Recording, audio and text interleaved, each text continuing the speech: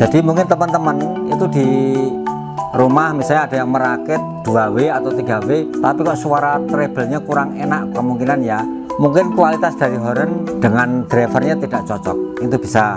Atau mungkin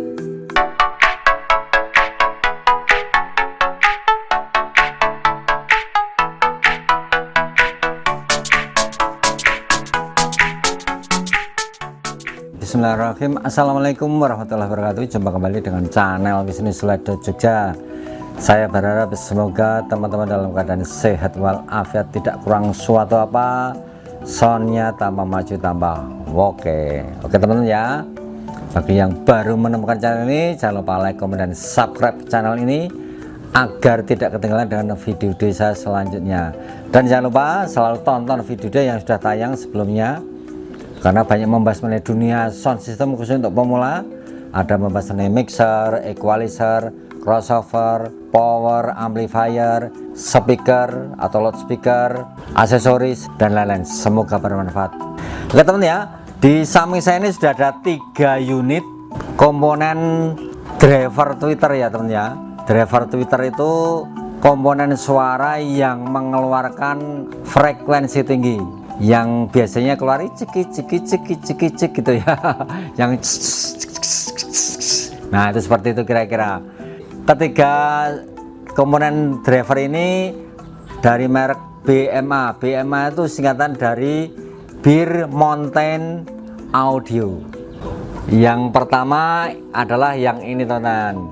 Ini serinya BMA 800-8 ya. Ini komponen neodymium. Ini untuk lubangnya ini 1/4 in teman ya. Jadi untuk lubangnya ini 1/4 in. Kemudian untuk impedansinya 8 ohm. Untuk power handlingnya ini 150 watt. Sensitivity-nya ya ini di 110 dB. Untuk respon frekuensinya di sini tertulis 300 sampai 20 kHz. Ini untuk voice coil-nya 3 in teman ya. Voice coil-nya 3 in. Kemudian untuk voice coil material high temperature copper. Speaker dengan magnet neodymium itu pasti hasilnya lebih baik dan harganya lebih mahal, lebih tinggi. Oke, ini yang pertama, serinya 800-8 ya dari BMA. Yang kedua, ini kecil-kecil cabai rawit juga teman ya. Ini serinya 400-8. Ini juga neodymium. Diameter ini 1 in, lubangnya ini ya. Kemudian untuk impedansi 8 ohm, power handlingnya ini 100 watt. Sensitivity-nya sama ya, ini 110 dB juga, 1 watt 1 meter. Frekuensinya sama, ini 300 sampai 20.000 Hz ya. Ini untuk voice coil-nya 44 mili atau 1,5 in. Untuk bahan voice coil-nya sama, high temperature copper, dan magnetnya neodymium. Teman-teman ya, ini walaupun kecil tapi ya suaranya nanti kita coba lebih baik dibanding yang Ferrit harusnya, karena harganya juga jauh. Oh ya teman-teman, tadi di paket pembeliannya ya, untuk yang jenis rata ini ya, ini sudah disediakan baut ya, baut untuk masang ke horn. Yang ketiga teman ya, apa nih? Oh ini juga neodymium juga nih. Ini serinya 400-5 ya.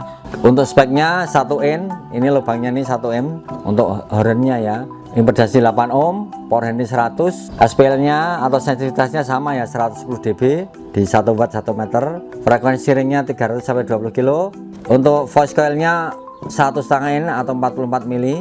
Voice coil diameter sama ya, high temperature copper, magnetnya neodymium. Yang membedakan nih teman ya, yang ini pakai model drat, yang ini model baut.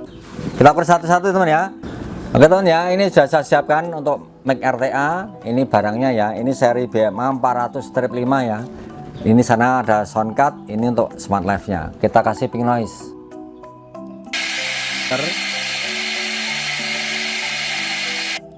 Oke ya, untuk hasilnya seperti ini.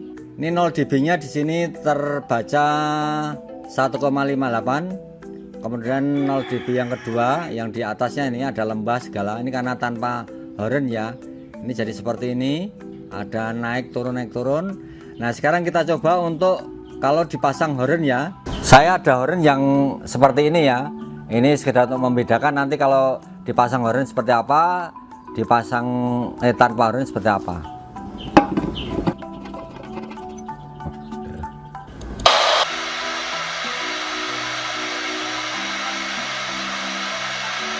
Jadi hasilnya seperti ini kalau menggunakan horn yang saya punya ya, hornnya dari plastik ini, bukan dari metal ya, atau bukan dari fiber. Ini sebelum pakai horn, kemudian ini sesudah pakai horn, beda banget ya. Ini lumayan ya teman ya, kalau sudah pakai horn yang ada ini ya, jadi hornnya tuh kualitas nanti tergantung hornnya. Hasil ini hornnya kalau yang bagus bisa cari yang rata ya, dari frekuensi misalnya 1 kilo sampai 20 kilo linear, nah itu yang paling bagus. Ini dengan horn ini hasilnya seperti ini ya, 0 dB nya di frekuensi 1 kilo, kemudian ini di sini sudah roll off di frekuensi 6,96 ya, tapi di sini muncul lagi nih, di sini 0 dB nya di 14,5 kilo sampai 16,4 ya. Tapi sini ada lembah yang cukup jauh. Jadi menurut secara teknis ini hornnya tidak cocok dengan drivernya. Teman-teman bisa mencoba dengan horn yang lain karena ini kualitas hornnya yang kelas murah. Ini yang serinya 408 ya. 8 itu berarti mungkin maksudnya ini teman-teman. Bedanya yang tadi pakai drat, ini pakai baut. Kita kasih pink noise. Oke, kita capture. Teman ya, hasilnya seperti ini ya. Teman-teman bisa membaca sendiri ya. Ini di sini 0 dB yang bawahnya 1,92, kemudian di 0 dB yang atasnya ini 14,8 ya. Lebih bagus dibanding tadi ya. Nah, ini ya beda jauh ya. Sekarang kita kasih horn. Ini di sini ada tersedia 3 horn teman ya. Kita mau coba satu-satu ya. Nah. Oke, sekarang kita ganti yang horn kedua ya. Nah teman-teman ya, ini hornnya dari bahannya dari full aluminium ya. Ini modelnya punya RCF.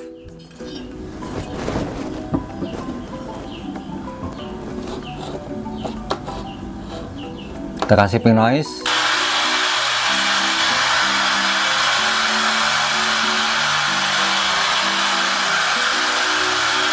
Oke. Sekarang kita ganti yang ketiga.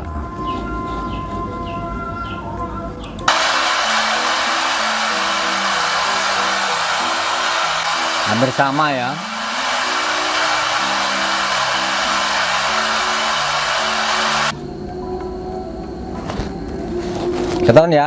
Kita ganti yang paling besar ya. Ini yang serinya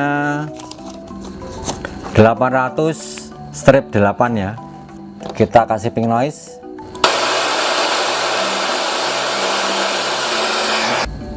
Sekarang kalau kita kasih horn yang kecil, ini sebetulnya hornnya tidak sesuai ya, karena ini 1 in, ini 1 seperempat ya. Kita kasih pink noise.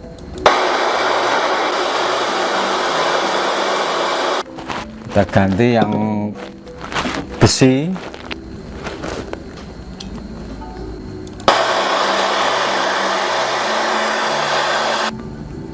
Ya, kita ganti yang horn paling gede.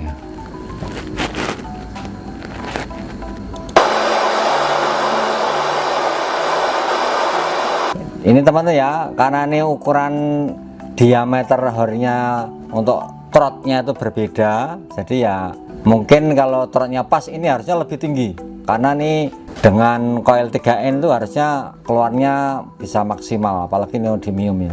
Saya akan bandingkan dengan yang merek lain ya. Ini yang biasa saya pakai, ini yang kelas ya tidak terlalu mahal ya. Ini dengan horn yang full metal ya.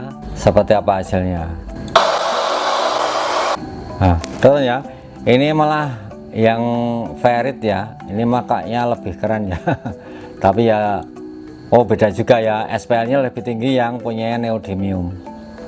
Ini ya, SPL nya lebih tinggi ya. Ini karena sekali lagi ya, Dari neodymium itu jelas-jelas SP-nya lebih tinggi karena ya mutu magnetnya lebih tinggi. Cuma nih frekuensi responnya ini dia roll off di 14,5 kilo ya, atau di 0 dB nya di 14,5. Kalau yang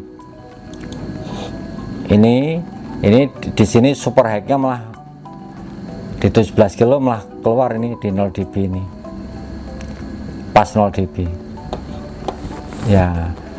Idealnya nanti kalau digabung sama speaker low itu mendapatkan hasil yang rata. Ini karena ini tanpa middle ya, itu hasil seperti ini. Nanti kalau dicampur sama middle akan berbeda teman-teman. Tapi paling tidak ini untuk acuan ya. Ini kalau tanpa horn seperti itu, kalau pakai horn seperti itu.